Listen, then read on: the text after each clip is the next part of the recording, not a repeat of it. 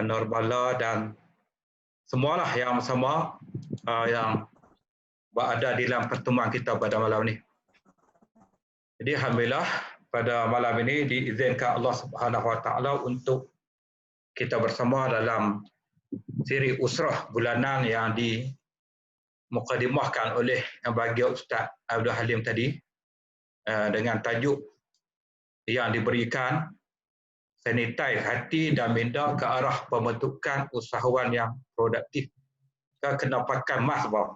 Dan apa tak apa buat noh. Sebab tajuk ni kan. Sebab kita sekarang ni di dalam keadaan dalam konteks bisnes, hati dan minda kita bukan lagi dijajah dengan isu epidemik, tapi sekarang ni dibamah oleh pandemik dan virus kemalasan, kelembapan, kealasan, kebanyak alasan bertebaran dan ianya memberikan risiko kepada hati, memberikan kesan kepada minda yang menyebab kepada hilangnya semangat kita nak berniaga, runtuhnya motivasi kita sebagai usahawan dan pudarnya impian yang maha dahsyat yang pernah marak satu ketika dulu. Ketika mungkin di permulaan kita bersama dalam perjuangan ini. Jadi insyaAllah penyelesaiannya bukan semata-mata kita berkuarantin dan merintih dengan PKP ataupun lockdown ni sebab tajuk mereka bagi sanitize ni dia dah ulah nak kena tu dulu. Ada social distance dia bukanlah bermakna kita menyerah dan kita pasrah kita hidup sendiri, tapi kita menyahut cabaran untuk kita meneruskan hidup dan kita mengambil motivasi bersama-sama dengan ejen yang insya-Allah bukan daripada kluster negative thinking insya-Allah. Jadi tahniah kepada tim ECR yang menganjurkan usrah pada malam ni.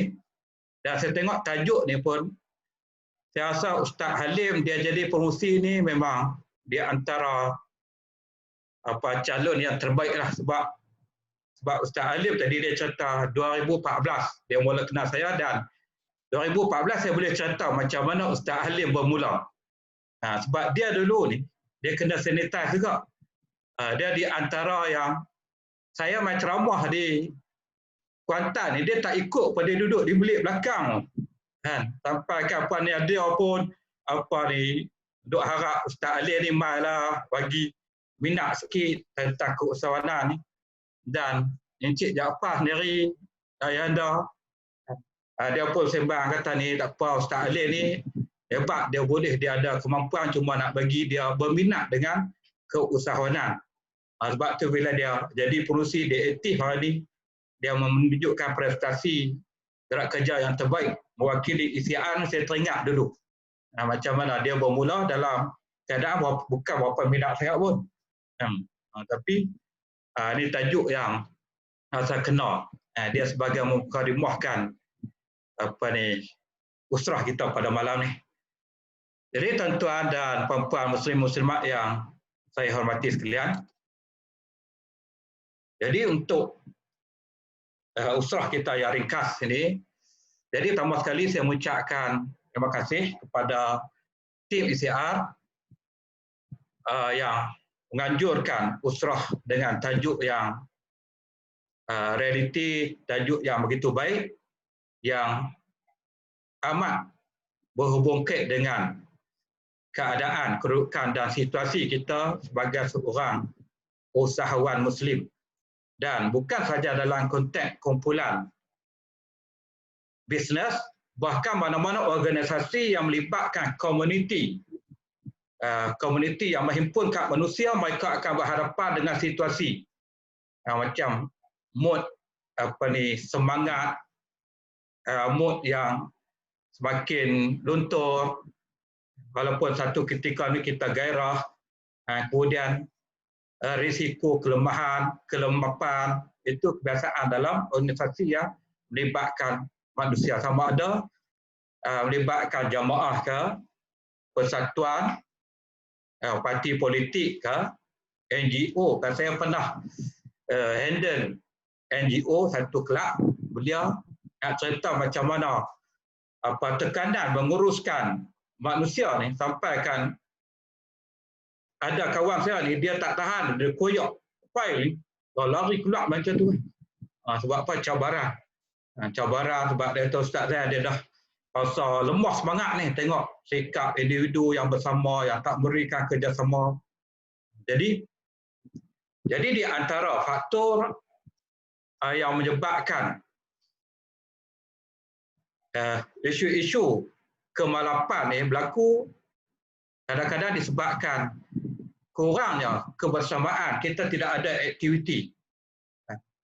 Tidak ada aktiviti, sama ada kurang aktiviti, sama ada yang berbentuk dalaman ataupun luaran. Sebab aktiviti yang kita sertai ni, dia diibaratkan kalau pelita ni dia macam minyak. Pelita, kalau pelita pelita zaman dulu dah, bukan lampu kelimatang, mentor baru ni zaman sekarang. Jadi pelita kalau yang menggunakan minyak dulu, minyak ni dia ibarat kepada aktiviti kita. Dan dia mesti sentiasa ditambah. Kena tambah sedia. Sebab apabila minyak dia kurang, dia akan menyebabkan api dia akan menjadi semakin malap. Api jadi semakin malap, kemudian cahaya pelita tu dia akan menjadi semakin suram. Lama-lama kita tengok api tu dia berkelip-kelip, dalam sekali dia padam. Jadi macam tu juga kita dalam konteks kita yang berniaga ni, kalau kita tidak ada aktiviti, kita tak hidup bersama dengan jamaah yang akan bagi dorongan, semangat, tumpang motivasi, kita akan menjadi lemah.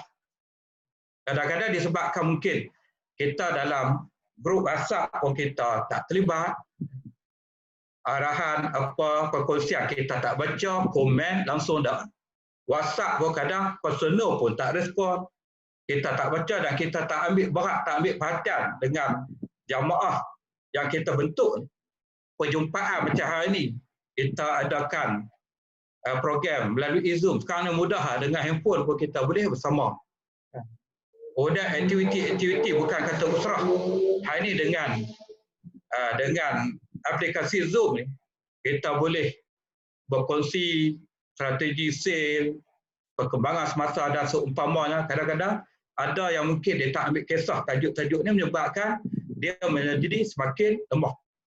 Walau-walau kita nampak dia tak semangat, kemudian kita dapati dia tidak ada jualan, kemudian kita tengok memang stok pun tak ada, order pun tak buat. Dan mulalah kita nampak individu tu nampak bermasalah. Dan macam pelita tadilah, akhirnya dia menjadi malap dan dia padam macam tu. Dan dalam konteks kita, ejen oleh house ni silap-silap hilang dari senarai ejen. Sebab apa? Sebab isu-isu yang berlaku tadi. Lepas tu kita tengok dalam status WhatsApp dia pun dalam status WhatsApp dia, FB pun tak cerita lah tentang Olivi 30 ke, kempen-kempen yang kita adakan. Dia duk cerita berumur tentang COVID.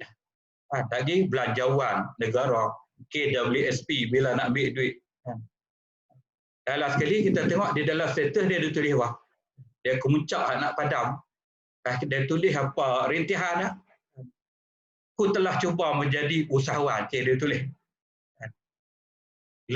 Aku serahkan segalanya kepada Tuhan, tapi takdir menentukan. Aku bukan mereka itu. Dia buat ayat-ayat kita tahu kekecewaan. Dalam sekali dia berhenti dan dia hilang daripada perniagaan ini. Jadi di dalam perniagaan ini kita nak kena bermuhasabah. Kan adalah ayat-ayat bahasa apa yang kita selalu guna, istilah-istilah yang kita selalu pakai. Kalau Syekh Abdullah Nasir Ulwan ni seorang ulama yang tersohor, saya suka baca buku-buku dia.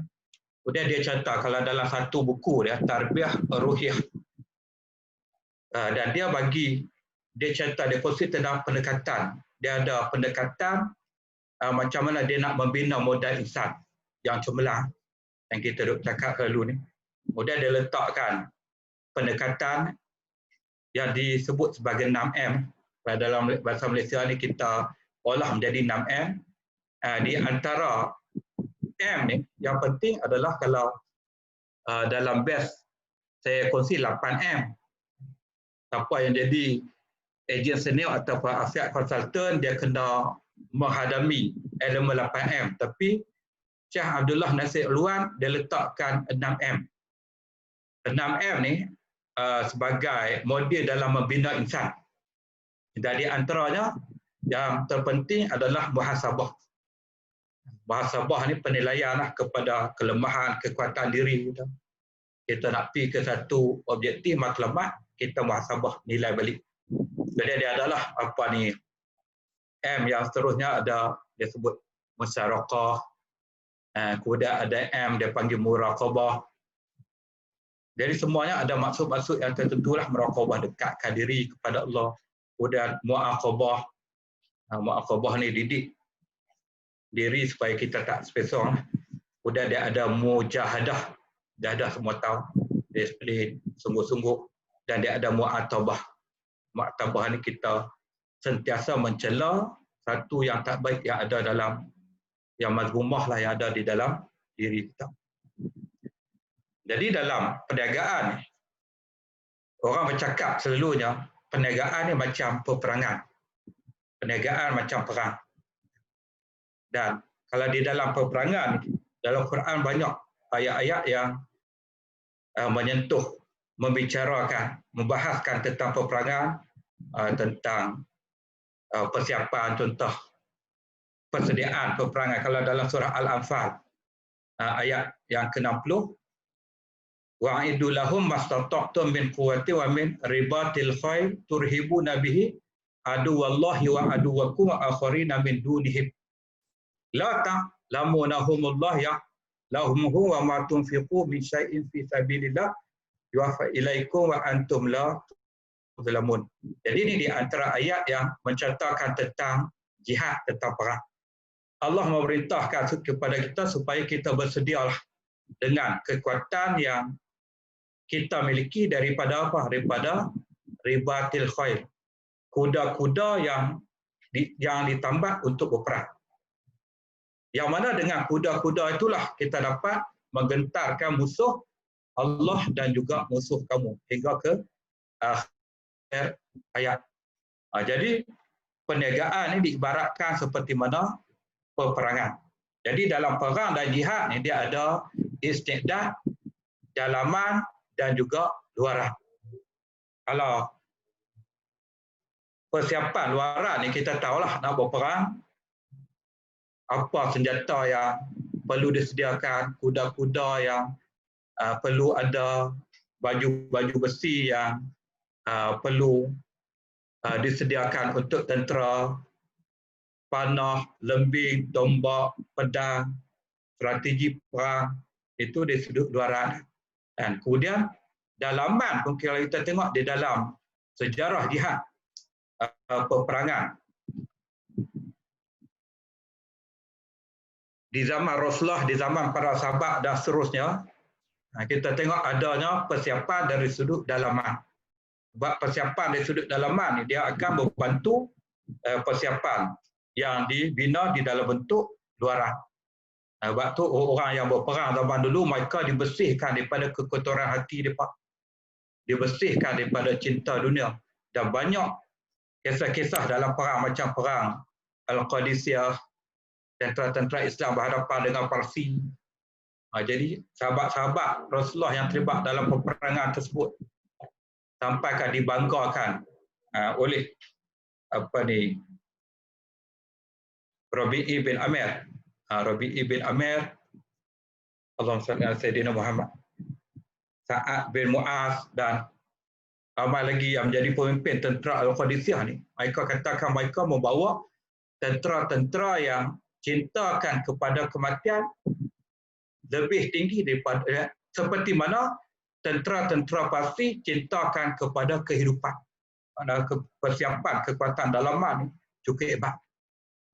Jadi Salahuddin Al-Ayyubi, kalau kita tengok sejarah beliau memimpin peperangan salib yang cukup panjang, yang cukup sukar yang cukup sulit. Di antara pemilihan, kriteria pemilihan tentera dia mencari tentera-tentera dia yang bangun solat malam. Ini semua di antara persiapan dalaman.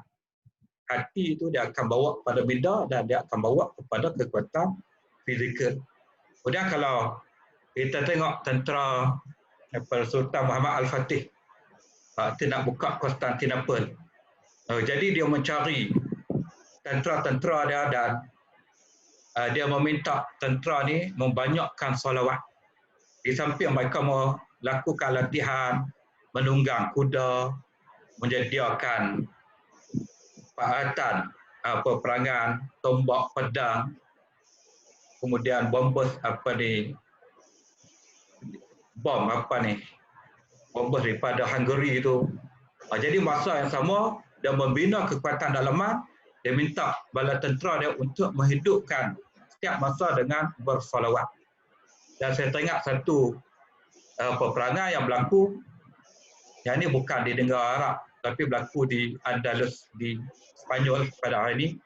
Satu perang yang dinamakan perang tu perang Zalaqah. Zalaqah ni maksud dia tanah licin.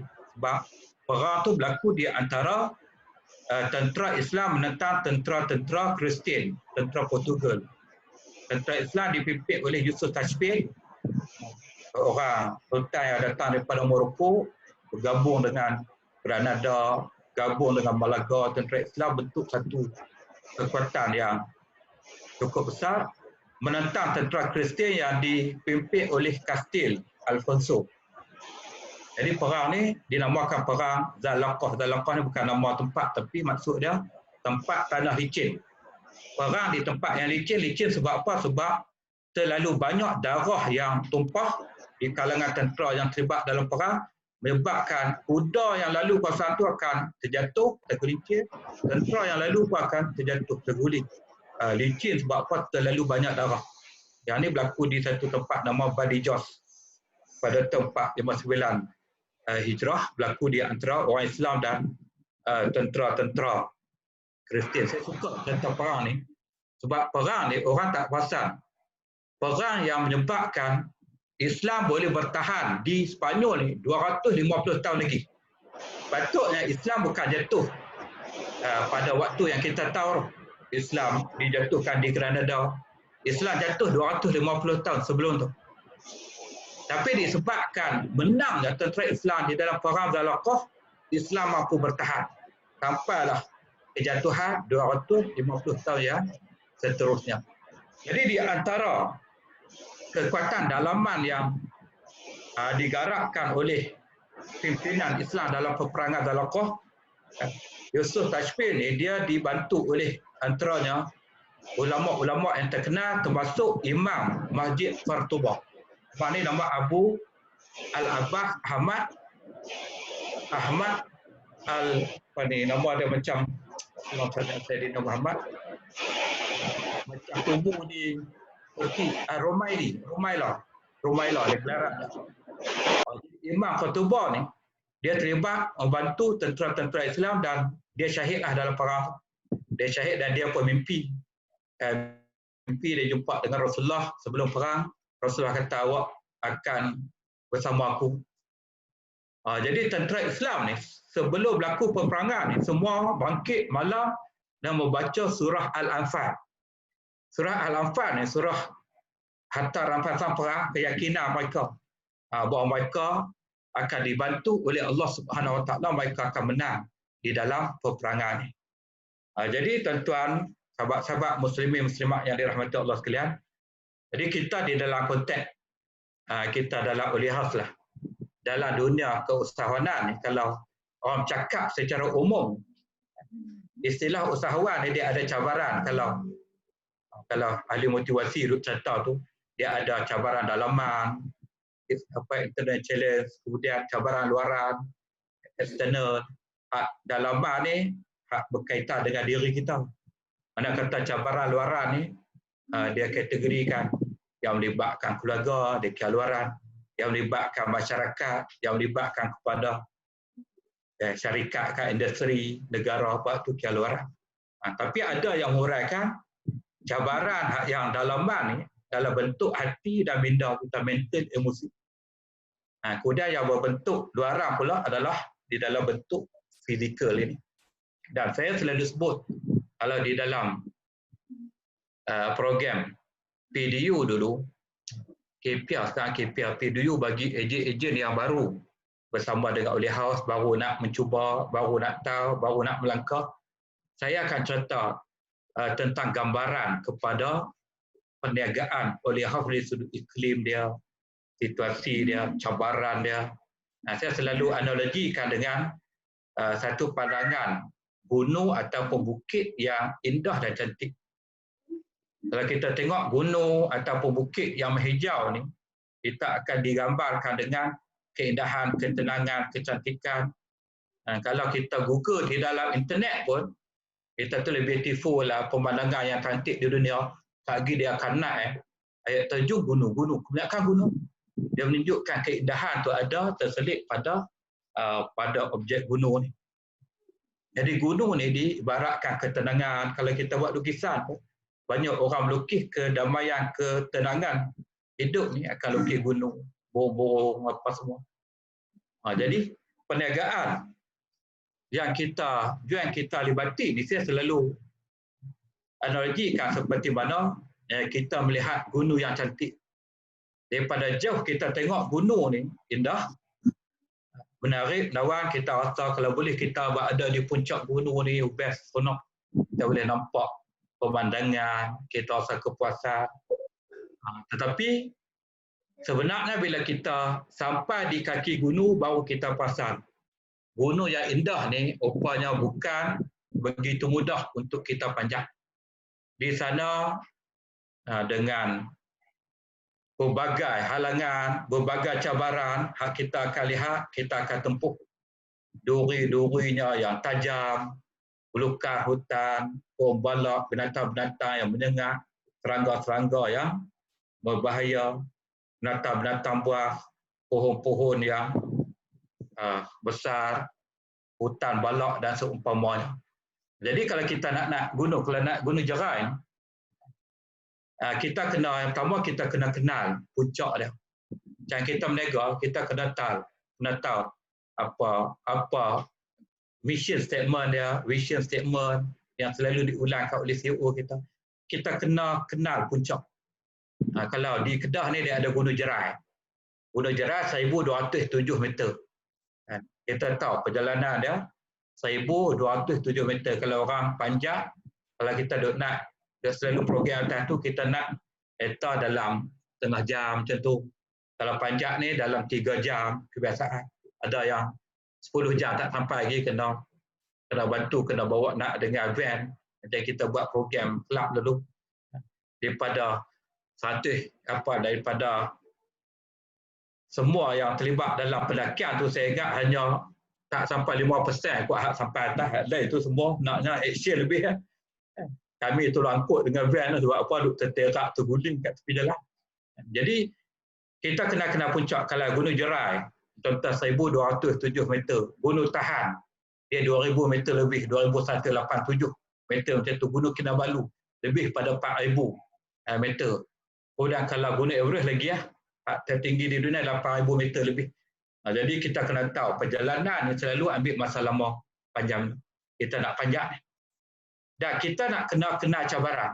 Kita masuk dalam perniagaan, jadi ejen Oleh House, kita menjadi aspek konsultan, kita kena kenal cabaran. Laluan nak sampai ke puncak ni, laluan yang panjang. Sukar, batu-batu banyak, tanah licin, binatang-binatang buas kemungkinan ada di sepanjang jalan. Kena kenal cabaran itu. Dan kita kena tahu persiapan. Daftar cabaran, kita kena tahu persiapan apa kita kena buat. Dan lepas tahu persiapan, apa yang perlu kita lakukan, kita kena sediakan ataupun kita buat persiapan. Yang ini dia memerlukan persiapan dalaman, mental, hati, minda, dan dia memerlukan persiapan luaran. Persiapan dalaman ni kita nak kena ada kemahuan. Kita sendiri nak Kalau orang paksa, orang pujuk, jomlah kita nak atas gunung, nak panjat gunung Jeram. Kita ni tak minat, tak semangat. Tetapi dipaksa kita tak bersedia, dia akan menyebabkan gangguan perjalanan kita. Kemudian kita kena ada keyakinan kita, insya-Allah aku nak ni aku akan sampai. Tak boleh sampai 3 jam di puncak Gunung Jeram pun, 4 jam aku akan sampai. Dan kalau aku nak apabila dengar cerita payahnya, susahnya orang nak, dan aku kena ada kesungguhan baru aku boleh sampai. Dan aku ada impian, sasaran, aku akan berada di puncak gunung, aku akan ambil gambar dengan kawan-kawan, aku akan share di dalam Facebook, di dalam WhatsApp ni, antara kejayaanku. Jadi persiapan dalam persiapan luaran tu, bila nak panjat gunung, nak kena ada kasut yang sesuai, pakai slipper, pergi putih. Slipper tengah jalan apa semua, ke mana, apa ni pendakian. Pakaian pun nak kena sesuai, yang pakai blazer, jaket apa semua tak sesuai. Bekalan pun sekurang-kurangnya ada air mineral, minuman roti ke apa ni, energy bar ke. Kemudian mungkin perlu bantuan peralatan mendaki, kena ada kompas ke ataupun benda-benda yang berkaitan. Jadi kita nak kena ada gabungan. Macam dalam perniagaan ni kita nak kena ada hati dan minda kita yang jelas. Sebab apa kita memilih untuk bersama dengan perniagaan ni. Jadi kalau niat kita ni jelas, minda kita jelas, insya-Allah kita akan berada di penghujung yang cukup membanggakan. Kalau dalam hadis apa ni, Sahih Bukhari ada sepotong hadis, innamal a'mal bil khawatim. Lalu kita dengar innamal a'malu binniyat. Ni nama a'malu bil khawatim. Niat ni dia akan membawa kita kepada cara kita mengakhirkannya. Jadi apabila kita tak nak tengok jam ke apa, 40 lah. Jadi kita memilih bersama dengan Holy House, jadi kita kena yakin dengan apa yang kita pilih. Dan kita kena yakin dengan masa depan yang kita kongsi bersama. Apa yang pihak camp selalu kongsi, ke mana kita nak pergi. Dan saya di antara perkara yang saya pegang di peringkat awal, pengalaman saya bersama dengan Holy House, waktu kami bermula dulu, Cik Jaafar pun masa tu 2014, baru kita nak. Jadi di antara senjata kuat yang saya bawa di dalam perjalanan ni waktu tu, kita bawa ada satu produk, nak ajak orang nak berniaga jadi jutawan ni, nak sebut pun tak apa berani, satu produk. Orang tanya kita, produk Holy House ada berapa? Kita tanya balik, hak sekarang ke hak yang akan datang? Lalu nak hak sekarang baru satu. Tapi hak akan datang ni 100 lebih. Orang tak mendengar hak akan datang. Jadi satu produk ni nak ajak orang berniaga bukan mudah. Tapi di sana saya tengok misi dan visi yang dibawa oleh Ustaz Aidil begitu jelas. Kita kena sedih juga visi. Kalau mission statement ni di antara kalau yang ada dalam mission kita ni adalah kita nak melahirkan economically independent. Kemudian kita nak melahirkan entrepreneur yang knowledgeable, yang berpengetahuan. Itu selalu Ustaz Aidil, dia selalu sebutlah selulang. Kemudian pimpinan kita di peringkat camp, Ustaz Muzamil pun selalu ulang tajuk tu. Kemudian yang antara benda yang saya letakkan satu keyakinan, semangat kita dalam perniagaan ni, apabila kita berniaga, kita niat bukan untuk kita semata-mata, tapi kita berniaga, kita niat untuk kita membangunkan manusia. Yang ni yang Ustaz Aidil dia berkongsi dan saya berminat, walaupun masa tu bisnes baru menampak dan kita pun tak tahu masa depan macam mana, tapi ni satu cabaran baru. Dan antara yang kita rancang satu hari, kita boleh tubuhkan satu institusi macam yayasan lah.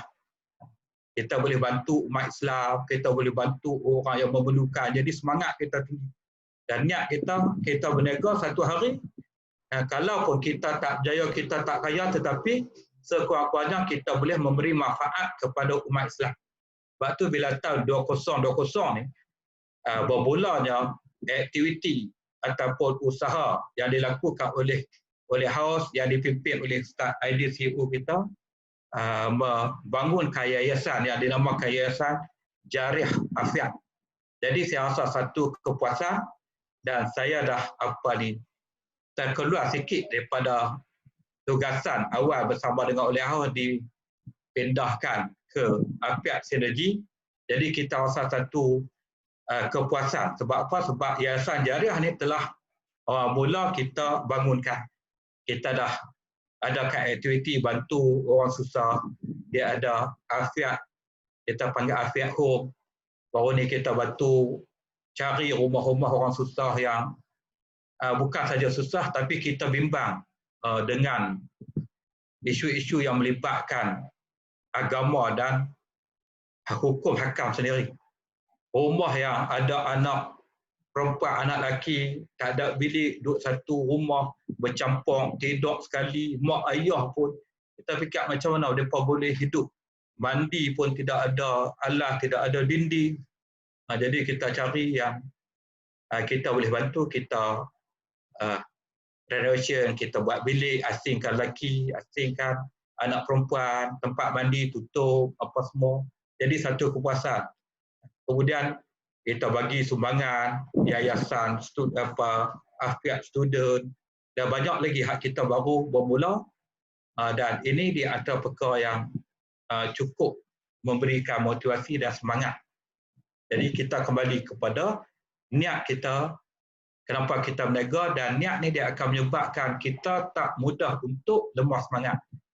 Kadang sale kita jatuh, ataupun kita ada konflik, dalaman, kita bermasalah, kita rasa dikhianati, kita rasa disakiti, kita rasa tak dihargai, kita rasa berbagai perasaan yang negatif, tapi disebabkan hati minda kita, niat kita yang terawal dulu cukup jelas, kita anggap itu dia adalah seperti mana teratai ataupun kiambang-kiambang yang menutup satu anak sungai, dan kita akan redah dengan perahu kita. Kita berjalan, teratai itu akan terkoyak ke tepi, kita akan terus. Kita anggap sebagai kiambang dan teratai yang penuh di dalam sungai, lebih kurang macam itu. Dan kita di antara benda yang cukup penting di dalam mana-mana organisasi adalah kita perlu hidup di dalam jamaah. Yadullah ma'al jamaah.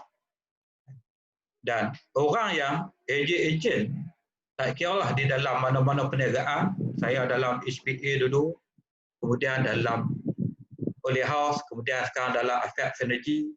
Jadi benda yang sama, tajuk yang serupa, individu yang dia tak suka berjemaah, tak suka bersama, dan dia mudah dimakan oleh serigala.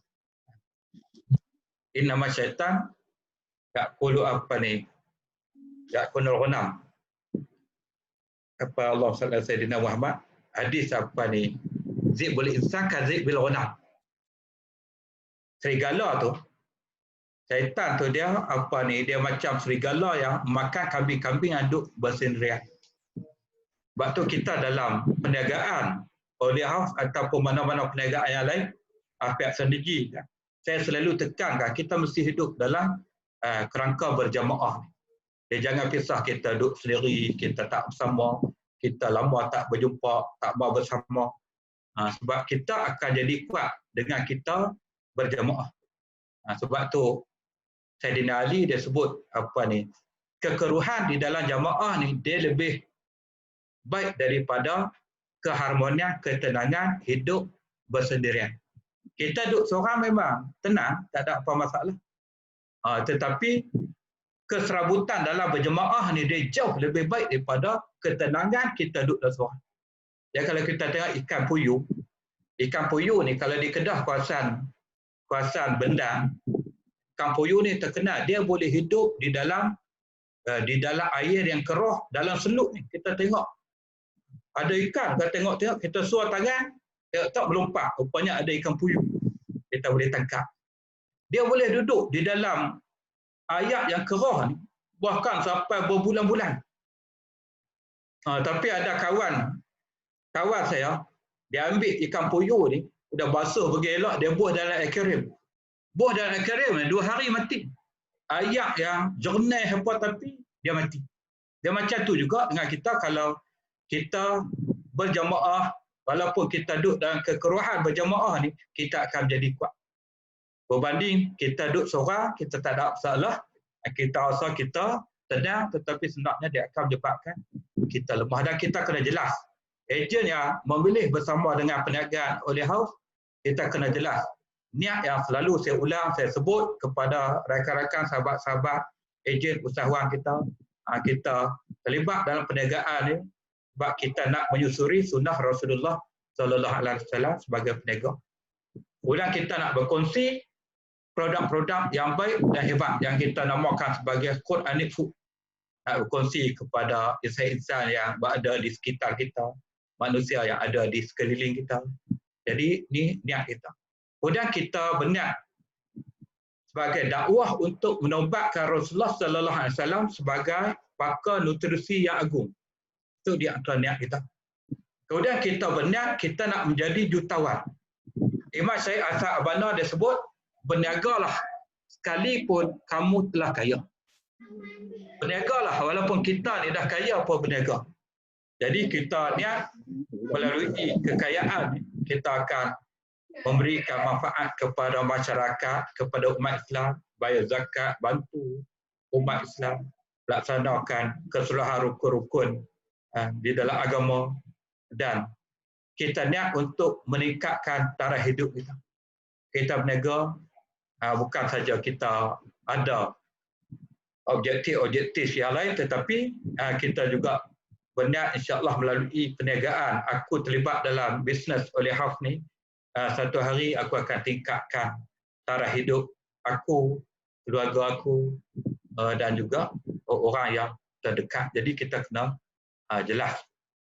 Jadi tuan-tuan muslimin muslimat yang dirahmati Allah sekalian, jadi apa yang perlu kita sanitize ilmu hati dan juga minda kita. Kalau ahli-ahli motivasi ni kadang-kadang adalah pemula-pemula dia. Contoh macam ada, kita pernah dengar, ada ahli motivasi dia kata kalau kita nak cemerlang ni, kita kena pandai ilmu kira-kira. Yang ni saya ingat sebab lebih kurang dalam dekat 20 tahun saya pernah ceramah tajuk ni. Saya pergi ceramah satu kilang. Kilang tu saya tengok kilang ubat, kilang besar. Area medical lah apa nama. Jadi saya dijemput ceramah Maulidur Rasul. Saya ingat 18 tahun yang lepas, 18. Tak sampai 20. Jadi apabila saya sampai di dewan tu penuh dengan staf kilang. Saya tengok di hadapan ni penuh dengan pekerja staf India dan Cina. Saya kata yang ni ceramah Maulidur Rasul ni. Kita nak baca Quran, hadis, syurga, neraka, apa semua, dosa apa. Saya tanya balik bos apa ni kilang tu. Yang ni macam mana cerita ni banyak bukan Islam. Kemudian apa yang dia jawab? Dia cerita, dia kata mereka nak dengar juga. Mereka nak dengar juga. Dia kata Ustaz ceramah lah macam mana.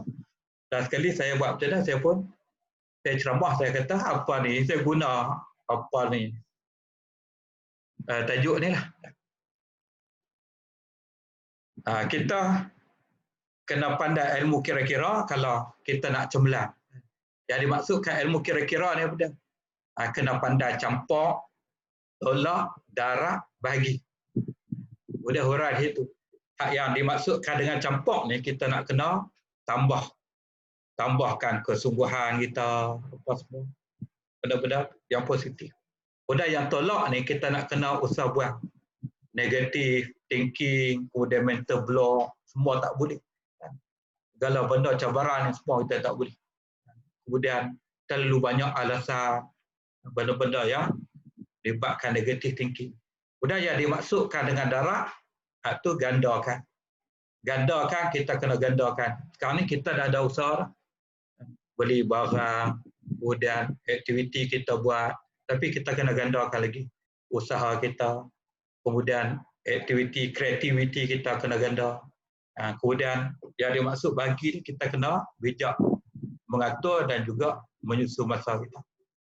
Pelaharian ni macam saya dalam aspek sinergi. Aspek sinergi ni baru bermula lah. Kita baru 2 bulan lebih. Dan baru ni pun Ustaz Aidil dia sebut di dalam grup di atas setahun yang nak bagi Ustaz Zahid duduk dalam aspek sinergi. Sebab sekarang pun kita dah buat jualan dalam masa yang singkat, pejabat pun tak ada hari ni. Kongsi pejabat PPE, pejabat pun tak ada. Duk proses menega atas angin macam tu. Kita dah boleh dapat dah lebih pada separuh juta dah. Dia nak pergi ke 1 juta dah. Jadi perkembangan yang cukup baik walaupun produk-produk kita murah ya, berapa belah ringgit macam tu. Saya dia kata, setahun nak pindahkan Ustaz Zahid kena pergi ke aspek gel, halal gel pula. Kena bina sana. Saya kata Ustaz bagilah saya 2 tahun, 3 tahun bagi saya duduk sebab nak membina apa startup ni dia bukan mudah. Macam tadi di dalam grup aspek sinergi saya buat pantauan setiap tim-tim yang saya bentuk ni daripada pagi sampai malam saya tanya tentang sale yang mereka berjaya lakukan. Jadi ada yang banyak, ada yang jaya, ada yang tak, dan kita follow up muhasabah balik apa aktiviti marketing dan sale yang kita buat daripada subuh. Jadi masing-masing WhatsApp kita buat apa, Facebook kita buat apa, cara kita manage CRM kita satu. Jadi kita nak kena ada kebijaksanaan kita di dalam kita menguruskan, membahagi masa kita.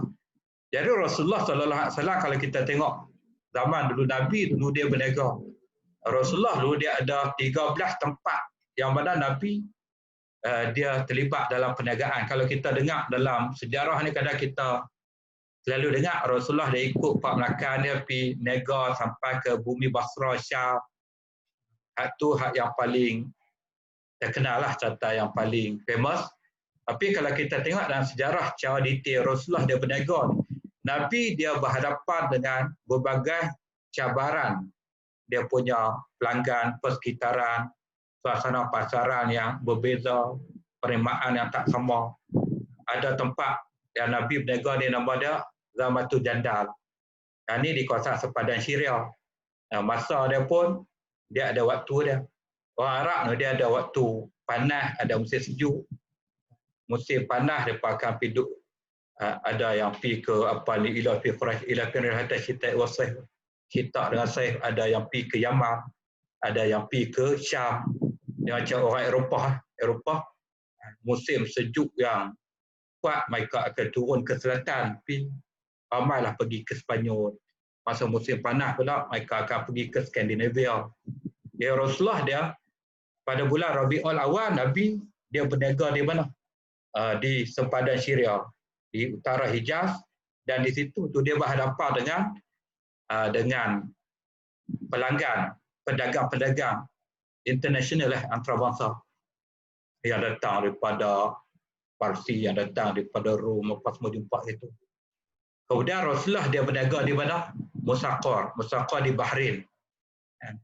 Bah dulu baru hujan atau Bahrain. Yang ni pula pada bulan Jamadil Awal. Tadi Rabiul Awal, Jamadil Awal, yang ni dia jadi pusat tempat antarabangsa. Dia ada tempat yang Nabi berniaga tu nama dia Suhar. Suhar ni dekat Oman. Oman hari ni ibu negara dia apa? Muscat. Kemudian ada nama pasar dia nama Dabak. Rasulullah dia akan pergi pada bulan Rujab. Semua perniagaan ni dia berbeza. Kalau tuan-tuan tengok di negara musim sejuk, pergi kalau di Mesir lah tempat saya belajar, kemudian dan Daniel belajar dulu. Tak alim pun kalau di Madinah pun lebih kurang. Kalau musim sejuk depa berniaga produk lain. Di musim panas ni produk lain. Makanan tak sama, pakaian tak sama, kasut apa semua berbeza. Kemudian Rasulullah dia berniaga di mana? Di Maharah, dekat dengan Adin, dengan Oman. Di situ dia berniaga tempat yang terkenal dengan minyak wangi, ambar. Dia ada, setiap tempat ni dia ada cabaran-cabaran dia. Di Adin dekat Yaman pada bulan Ramadan, Nabi nak berniaga di situ. Di Sana'a, ibu kota Yaman, Nabi berniaga, dan kebanyakannya adalah pelanggan, orang yang datang daripada Hazal Maut, dan dia ada di Zulmajad tadi, yang biasa tempat Rasulullah bersama dengan orang Quraisy, orang Hijaz. Jadi semua ada cabaran-cabaran yang tersendiri. Semuanya kena ada satu pembelajaran. Macam mana kita nak berniaga, macam mana kita nak berhadapan dengan cabaran setempat.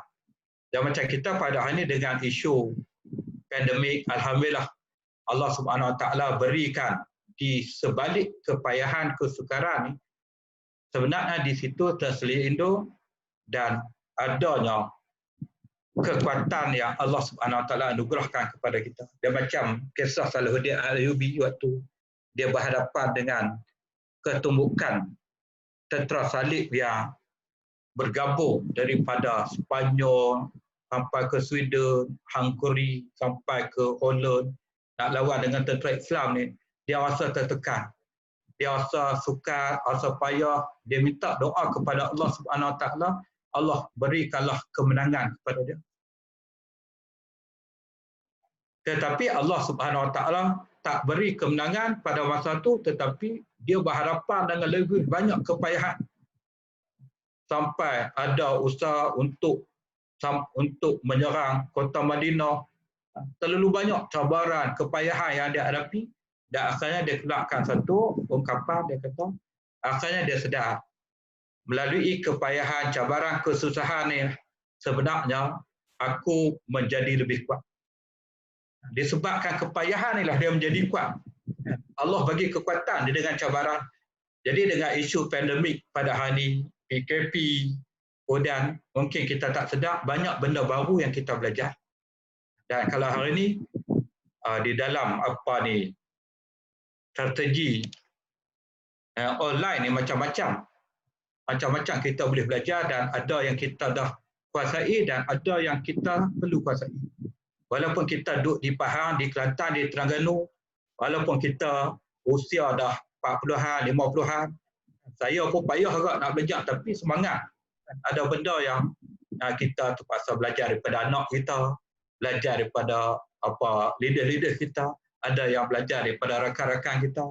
Tapi bila kita duduk dalam dunia keusahawanan ni, kita tak boleh lari daripada ilmu-ilmu yang kita kena tingkat, yang kita kena belajar. Offline satu tajuk, online. WhatsApp saja, macam-macam ilmu yang berkait dengan WhatsApp. Handphone, di sini dia ada status, macam mana kita nak buat sale, promosi melalui status. Macam mana broadcast kita boleh buat, macam mana kita kena belajar WhatsApp business. Terlalu banyak melalui WhatsApp. FB pun dengan FB personal kita, kemudian FB page kita kena belajar. Kemudian grup FB, kalau boleh kita buat grup kita. Kemudian story, kita boleh kongsi di FB. Sekarang pula, di atas kepakaran, saya tengok ejek-ejek oleh hal ni, FB Live. Ramai yang boleh buat FB Live, buat promosi, dan satu perkembangan yang cukup menarik. Dulu ni, FB pun kita blur lagi sekarang ni. Ramai yang dah mampu buat jualan melalui FB Live. Dia boleh tahu lah market share melalui FB. YouTube, yang buat YouTube, dia tahu video editing macam mana. Dan dia belajar pula tajuk-tajuk yang baru, marketplace. Macam mana dia nak terlibat dalam bisnes melalui Shopee, Lazada, Mudah. Kemudian aktiviti lain yang melibatkan teknikal, content writing, macam mana kita nak menulis posting-posting kita yang boleh menarik perhatian kepada pelanggan kita, prospek kita. Boleh storytelling, CRM pun macam-macam tajuk dia, dan berbagai lagi tajuk-tajuk yang merupakan satu cabaran kepada kita. Apabila kita berada dalam perniagaan ni, kita kena belajar tajuk-tajuk yang membawa kita ke depan. Sebab kalau Richard Branson, seorang yang terkenal lah, tengok bagi motivasi jutawan, dia sebut, if someone offer you an amazing opportunity, kalaulah kamu ni diberikan satu tugas yang kita rasa payah, kita rasa susah, macam saya duk bentuk ejek-ejek aspek strategi yang sekarang ni, yang baru nak start, tak biasa dengan CRM, tak biasa dengan Facebook, saya terpaksa latih bermula daripada zero balik. Saya terpaksa sabar, banyak orang kata kena sabar. Kan? Kena sabar, ajak satu soalan saya nak kena layan, sebab saya pun tidak ada tim lagi. Tidak ada tim, dan bermula macam mana saya bermula bersama dengan Ustaz Aidil dulu. Nak copy paste, nak update, kita kena ajar. Jadi apabila kita dapat satu tawaran, dapat satu tugasan dan kita not sure you can do it, kita tak yakin kita boleh buat, tapi kita jangan sebut aku tak boleh buat, tapi kita sebut dalam bahasa kita yes, insya-Allah, then learn how to do it later. Kemudian kita cuba belajar macam mana kita nak buat. Jadi apa yang susah ni jangan terus kalau pihak camp, pihak leaders kita bagi arahan, bagi tugasan, bagi cabaran, kita jangan terus jawab aku tak erti. Aku dah umur 60 dah, opas sirih dah, aku dah tak larat dah, aku dah tak mampu dah. Jadi kita kena berkata bahawa aku akan cuba, insya-Allah aku akan cuba untuk belajar, insya-Allah. Jadi tuan-tuan dan puan-puan yang saya hormati sekalian, last sekali penutup. Jadi apa yang ada di dalam hati dan minda kita sebenarnya dia akan membawa kepada nilai kita yang sebenarnya. Dr. Hamka dia sebut, dia kata manusia, Dr. Hamka Indonesia, ulama terkenal, pengarang kitab Tafsir Azhar. Dia kata manusia ni dia tak sama, dia punya apa bandingan, perumpamaan, persamaan dengan binatang, contoh kerbau. Ni Dr. Hamka kata, dia kata macam kerbau ni kalaulah ada 10 ekor, dia punya usia dia sama 10 tahun kata, 5 tahun, kemudian berat dia sama, dan harga dia apabila dijual ni lebih kurang sama. Kalau 4,000 seekor, 3,000 seekor, harga dia sama. Tapi manusia ni, kalau istilah nak jual manusia ni, walaupun usia dia sama, berat dia serupa, tetapi nilai dia tidak akan sama. Nilai dia berbeza. Sikap dia, minda dia, cara dia, berfikir dia memberikan kesan kepada nilai kita. Dan ejen kita pun macam tu juga. Saya tengok walaupun dia duduk di Kelantan ke, Pahang ke, Terengganu ke, belajar universiti sama ke, ataupun bekerja pun jawatan kejayaan yang serupa kan. Jadi dia tidak akan sama, yang membezakan cara dia melayan minda ataupun cara dia berfikir, dia menyebabkan nilai dia berbeza. Kalau macam seorang lelaki dia berjalan dekat kawasan pembinaan, dia jumpa seorang buruh yang sedang duk kacau simen. Kacau simen, kemudian dia tanya, hang duk buat apa? Kemudian yang buruh yang duk kacau simen tu, dia kata aku duk bancuh simen. Dia bagi jawapan, aku duk bancuh simen. Kemudian dia berjalan lagi, dia jumpa orang yang bekerja, sama juga aktiviti dia, duk bancuh simen. Kemudian dia tanya pula, hang duk buat apa? Hak lelaki yang kedua ni dia kata dia duk bancuh simen nak buat rumah, nak buat bangunan. Nak buat bangunan hak tadi ni, serta bancuh simen. Dan bila dia berjalan lagi, dia jumpa orang yang ketiga, aktiviti yang sama, duk bancuh simen. Dia tanya hang buat apa? Yang ketiga dia kata dia sedang membina negara. Aku sedang membina negara. Apabila aku bina bangunan yang akan menjadi kemegahan bangsa kita, negara kita, dan aku sedang membina negara. Jadi orang yang serupa, tapi cara berfikir mereka adalah tidak sama. Jadi tuan-tuan dan puan-puan, sahabat-sahabat yang saya hormati, saya kasih sekalian, jadi jam telah menunjukkan pukul 10.08. Jadi saya mungkin cukup kadar itu apa yang dapat saya kongsikan. Jadi akhir sekali saya mengajak tuan-tuan dan puan-puan supaya kita terus membina motivasi diri kita untuk kita terus melangkah di dalam perniagaan ini. Dan kita kalau jadi ejen ni, kita jangan terlalu berharap kepada camp ataupun leader kita. Jadi kita nak kenal, dia jangan jadi dia menjadi macam cerita, saya selalu cerita di dalam video dulu, sekumpulan burung yang terkenal di Amerika Utara. Mereka ni boleh terbang sampai ribuan kilometer. Musim sejuk mereka akan terbang pindah daripada benua. Mereka akan pergi ke tempat yang mereka dapat langsungkan hidup, boleh dapat makanan. Kemudian satu ketika mereka ni diberikan makanan oleh seorang jutawan. Jutawan ni dia suka kepada binatang. Dia menyediakan bajet yang besar setiap tahun dan dia bagi makanan kepada burung. Jadi menyebabkan burung-burung ni dia tak terbang dah musim sejuk. Makanan tu tak perlu pindah. Sudah sampai satu ketika jutawan tu mati. Jutawan tu mati dan didapati lepas pada kematian jutawan tak lama lepas tu musim sejuk dan burung-burung ni mati habis.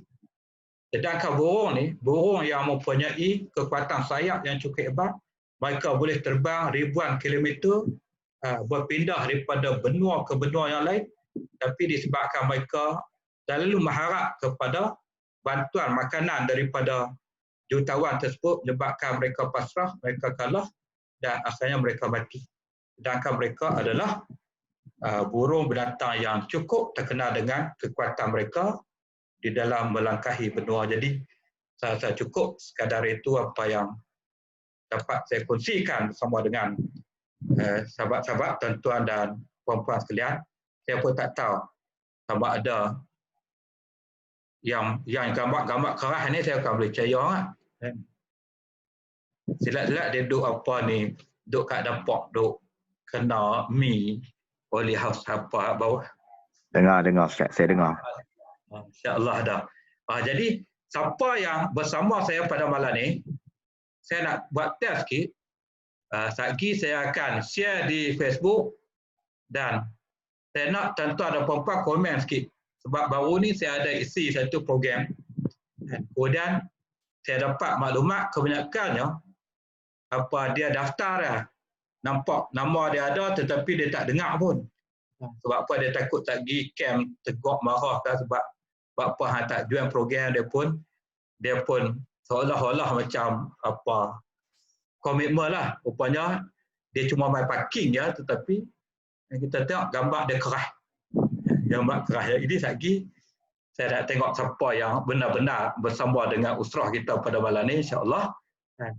Ataupun memang gambar dia keras tetapi hati dia memang bersama kita, jiwa dia, otak dia bersama dengan usrah kita, insya-Allah. Jadi saya rasa cukup sekadar ini. Saya ucapkan terima kasih pada semua tuan-tuan dan puan-puan yang bersama. Jadi mudah-mudahan Allah Subhanahu Wa Taala terus memberikan kekuatan kepada kita untuk kita melangkah ke depan, dan terima kasih kepada pihak ICR yang sudi menjemput saya. Saya hadir hari ini bukan sebagai ketua pengarah jualan Afiat Synergy, tapi saya hadir sebagai advisor agent development ataupun penasihat kepada Afiat Academy. Bukan saya hadir dengan jawatan pengarah jualan Afiat Synergy. Saya lagi pakat nak ikut saya pergi sana pula. Duduk di sini. Kita insya-Allah platform kita dah cantik. Kita bagi tumpuan nanti kita akan tengok macam mana apa strategi yang Ustaz Aidil rancang cukup menarik. Wallahu alam. Assalamualaikum warahmatullahi wabarakatuh. Waalaikumsalam warahmatullahi wabarakatuh. Terima kasih.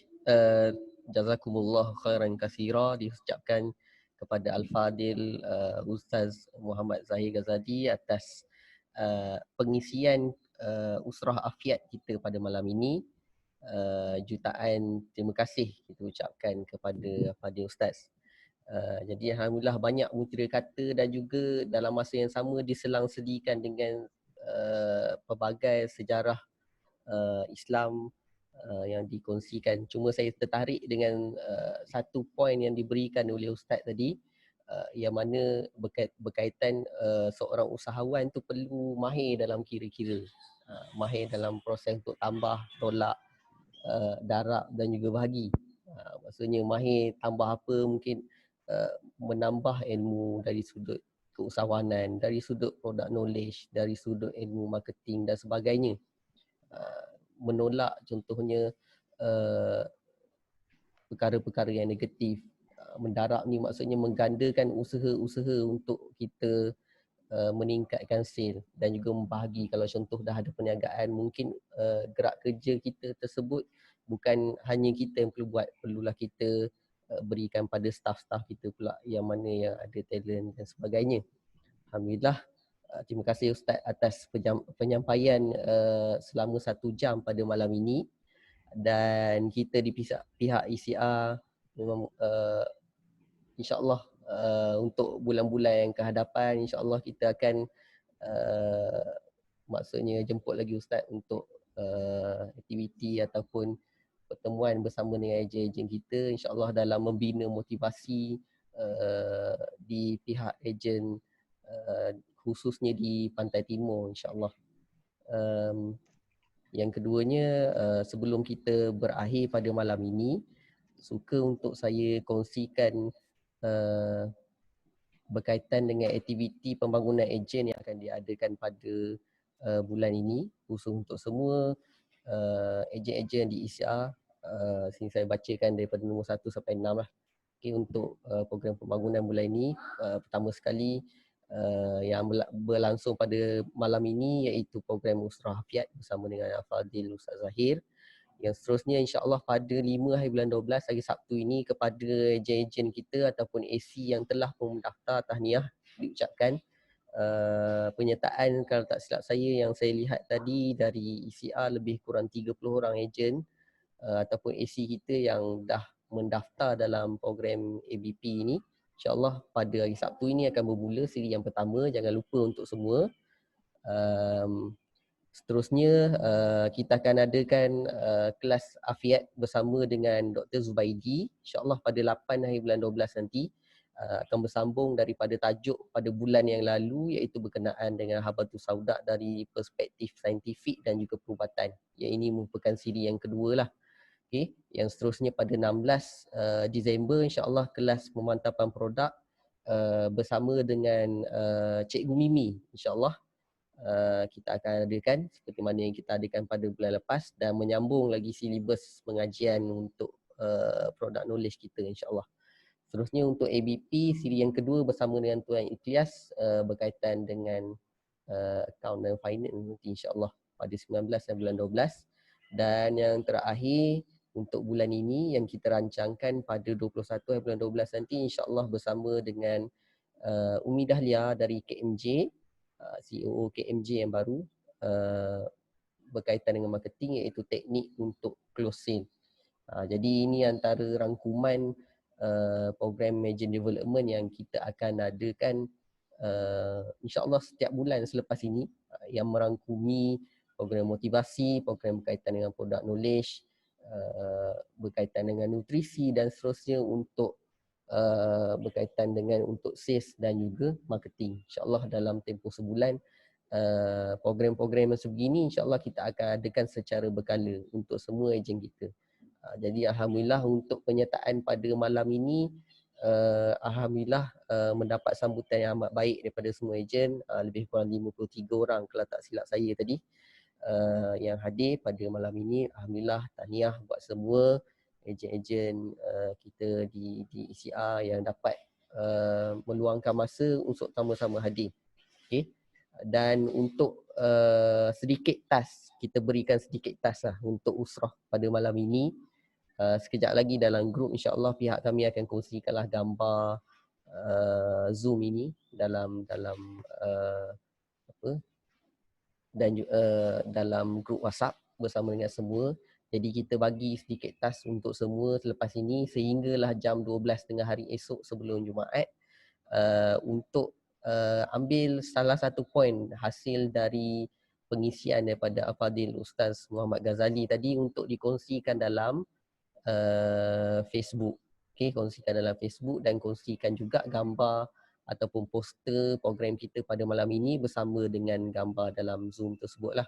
Yang mana masih berpeluang sekarang ni bolehlah kalau nak screenshot ke dan sebagainya. Dan untuk tugasan tersebut juga mohon untuk semua hashtag, buat 2 hashtag. Pertama sekali ECR 2020, yang kedua buat hashtag Usrah Afiat. Okey, kita mohon untuk ejen kita sama-sama kita mempromosikan diri kita juga sebenarnya bila kita buat pengisian yang seperti ini untuk aspek kerohanian, insya-Allah. Dan untuk yang terakhirnya, kepada semua ejen yang mungkin mengalami musibah di musim tengkujuh ini, mungkin ada yang dah tersekat. Kalau macam tadi pun contohnya kita dapati lori Oli House tak dapat nak masuk ke KB lagi tadi, tersekat di Pasir Putih kalau tak silap saya. Jadi saya rasa di Kelantan dan Terengganu banyak tempat yang dah mula dilanda banjir. Jadi kita doakan agar semua sekali selamat dan dapat jaga harta benda masing-masing, bersiap sedialah di musim banjir ini. Atas sebarang kemungkinan, kita tak minta pun musibah ini berlaku, tapi apabila ia berlaku, sama-samalah kita maksudnya kembali pada Allah SWT, berdoa agar kita dijauhkanlah daripada musibah yang melanda kita. Jadi saya rasa untuk ini saja makluman pada malam ini. Terima kasih atas masa yang diberikan. Jadi kita tutup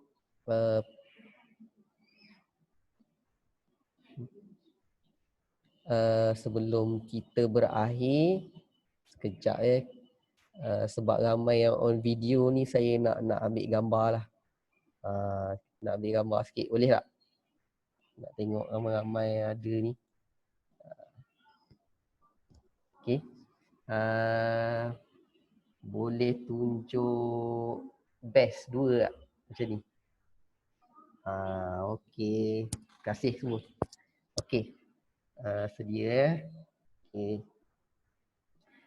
1, 2, 3. Okey, ni 1. Sekejap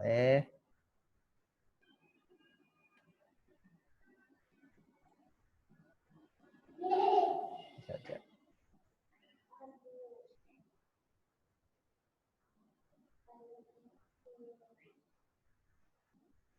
Okey. Satu lagi, yang kedua. Yang kedua ni tak ramai ni. Okey, boleh angkat tangan. Okey, 1, 2, 3. Okey. Baik, terima kasih semua. InsyaAllah kita akan bertemu lagi untuk sesi yang akan datang. Jadi marilah sama-sama kita tutup pertemuan Usrah Afiat kita pada bulan ini dengan membaca tasbih kafarah dan surah Al-As. Subhanakallahumma bihamdika asyhadu an la ilaha illa anta astaghfiruka wa atubu ilaik. Bismillahirrahmanirrahim. Wal asri innal insana lafi khusr illa allazina amanu wa amilus solihat wa tawasaw bil haqq wa tawasaw bis sabr. Wabillahi taufiq wal hidayah. Wassalamualaikum warahmatullahi wabarakatuh.